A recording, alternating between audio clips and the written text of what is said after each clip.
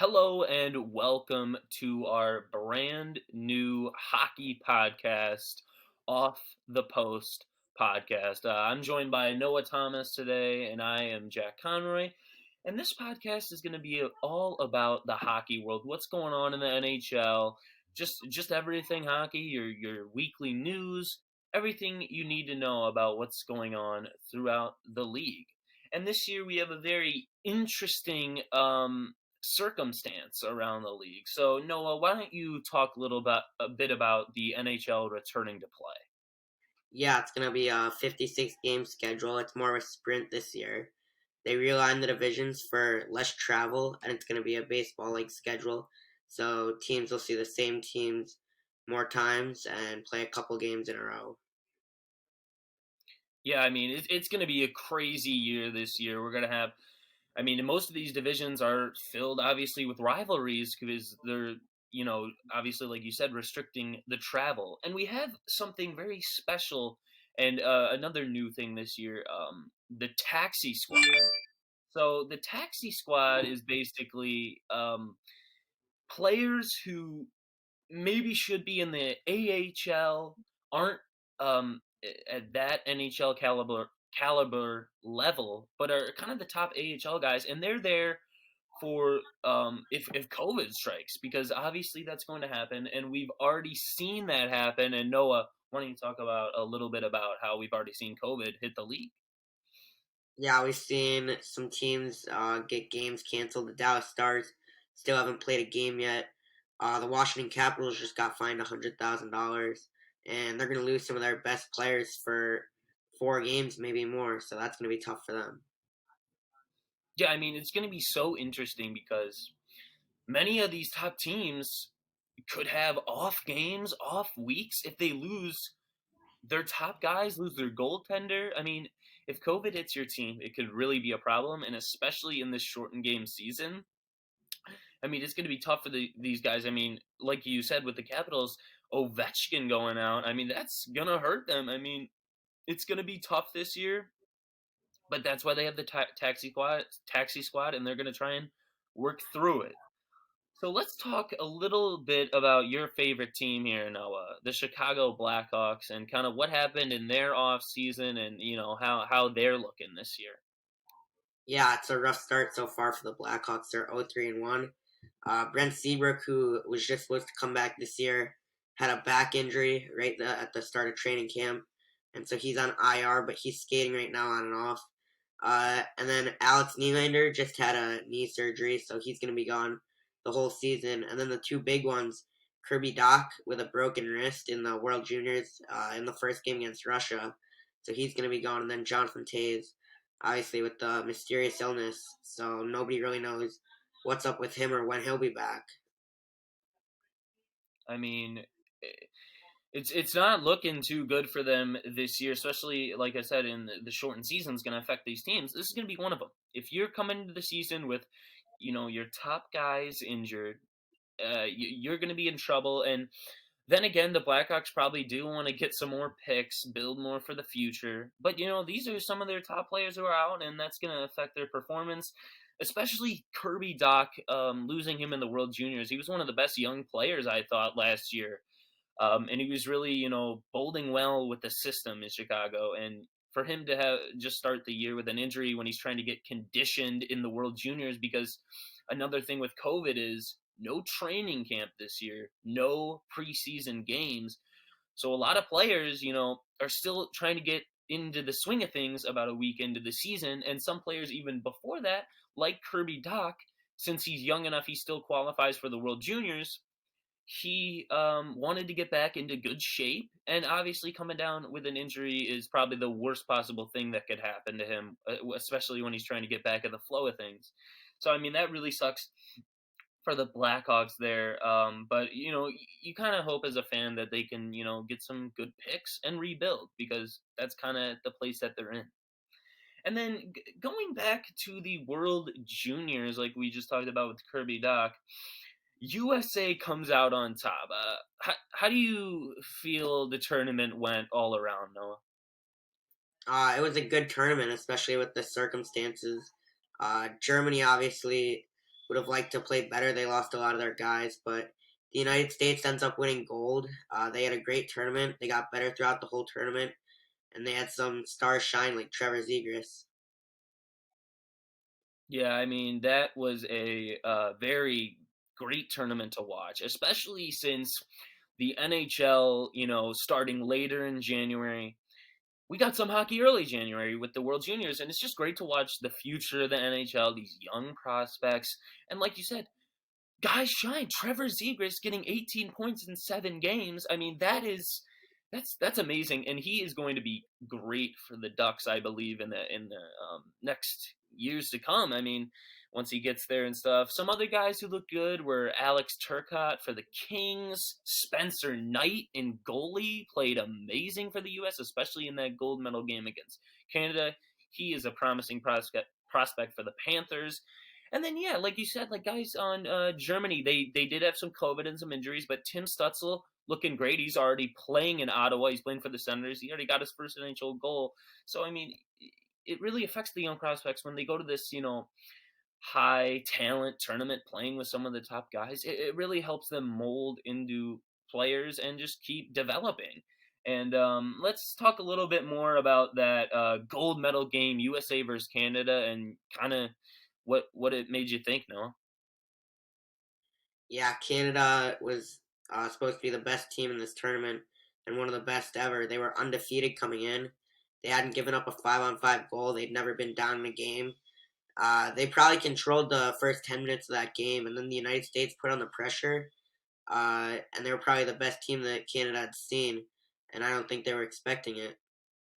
And yeah, I mean USA just had a great game. I mean when you saw Turcotte get that first goal, USA just went electric and they got juiced. I mean they really looked energized for the rest of that game, and Team Canada obviously just kind of fell over and quit after that because um, they hadn't lost like you said, and they hadn't given up a 5-on-5 goal.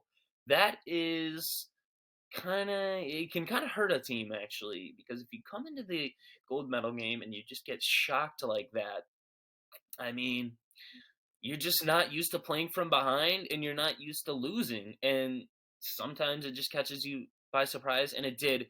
Granted, USA did play an amazing game. And yeah, I thought it was pretty funny because Trevor Zegras, there was some drama around him because before the game, he was kind of saying some stuff to the media about how Canada's goaltender hadn't been tested by anyone yet and all that stuff, and that kind of made some people mad. But he actually got a goal in the early in the second period, which was the game-winning goal.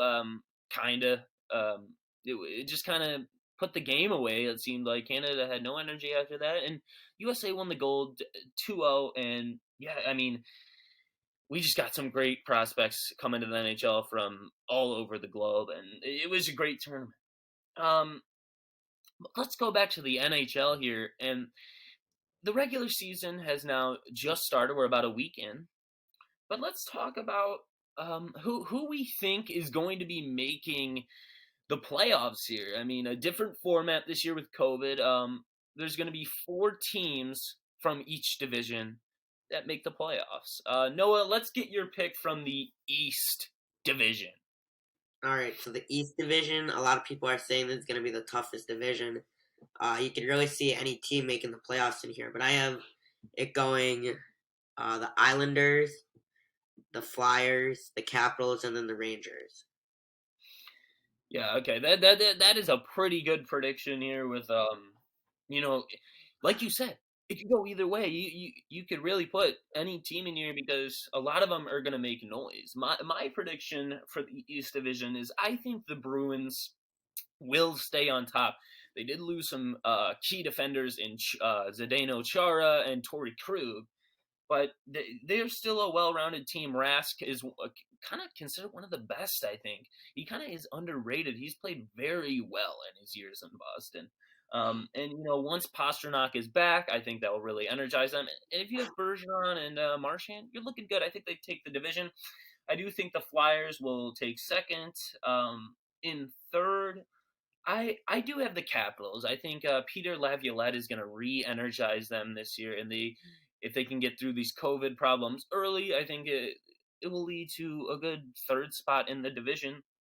And fourth, I do have the Islanders. I think Barry Trotz is one of the best coaches in the league, and I think the Islanders can make a play for fourth.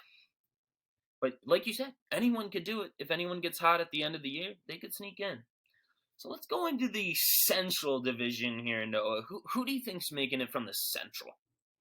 Yeah, there's some teams in the Central that are going to run away with it. Tampa Bay, obviously, just won the Cup. They'll probably finish first. And then I have Carolina, Dallas, and Columbus.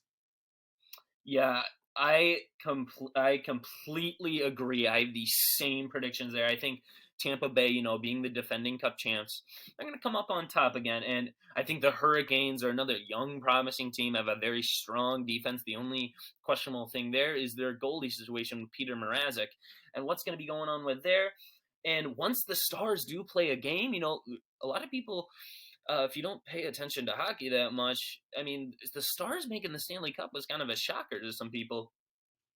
But yeah, I think they'll have another good year. And like you said, I think the Blue Jackets, excuse me, will be the fourth team in that division as well. Let's go into the West division. Yeah, so in the West, I think Vegas and Colorado are on a whole nother level. Maybe the two best teams in the league. They're going to run away with it. And then obviously can't count out St. Louis. They won the Cup 2 years ago. And then finishing fourth, I think Minnesota's going to make it.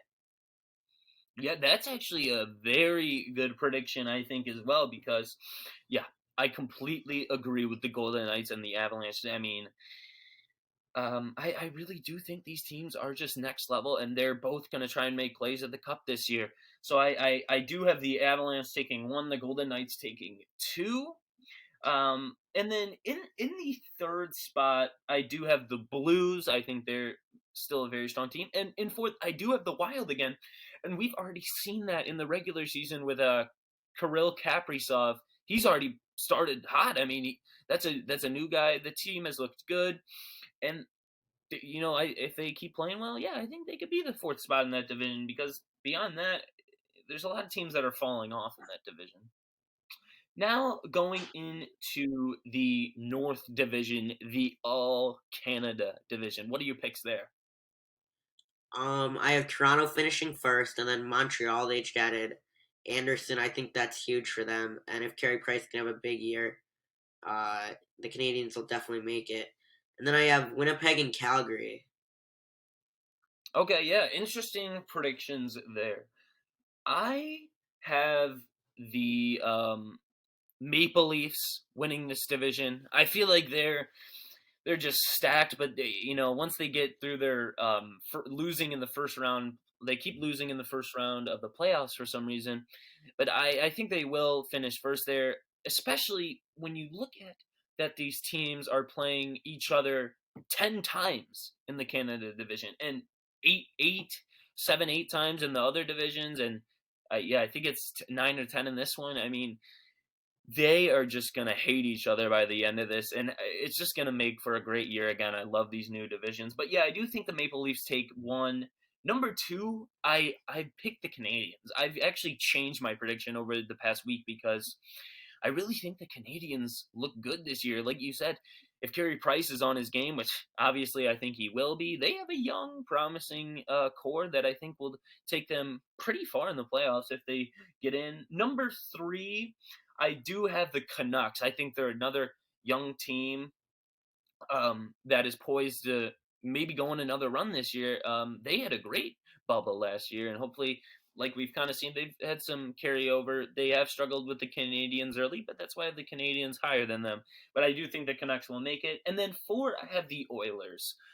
I don't think the Oilers are the greatest team in the world, but when you have McDavid and Draisaitl going at the rate that they're going to go, I think they'll sneak in. And I mean, that is that's just what happens when you have probably the best player ever, or well, one of the best players ever in Connor McDavid, and Draisaitl just feeds off him, and they're just going to put up a ton of points this year, and it will be really interesting to see where this all shakes out. But Noah, I want to get your Stanley Cup prediction.